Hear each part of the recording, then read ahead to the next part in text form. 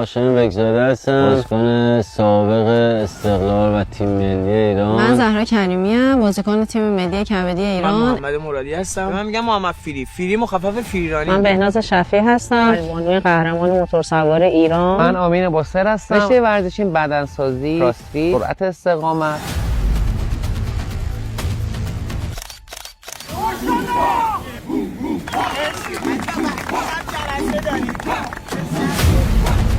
رشته ورزشی موتورسواری هستش. دارنده 2 مدال بازی‌های آسیایی 2018 جاکارتا و چندین قهرمانی با تیم استقلال سپاهان. 16 سالم هست که پارکور کار میکنم.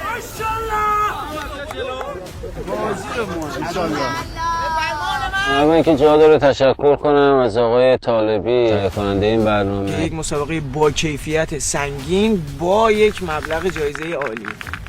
بازمانده یه کار جدید، یه کار نوعیه. یه پلیه واسه پیشرفت آدم. آیتم‌های سخت اینجا هستش. این مسابقه میتونه مثل یه معجزه‌ای باشه که زندگیمو دوباره بسازه. اینجا هم به نظر من درس‌های خواهد داد که میتونه باعث پیشرفت هم بشه. بازمانده تمرکز باید داشته باشی، آماده ذهنی و باید برای بقا جنگید.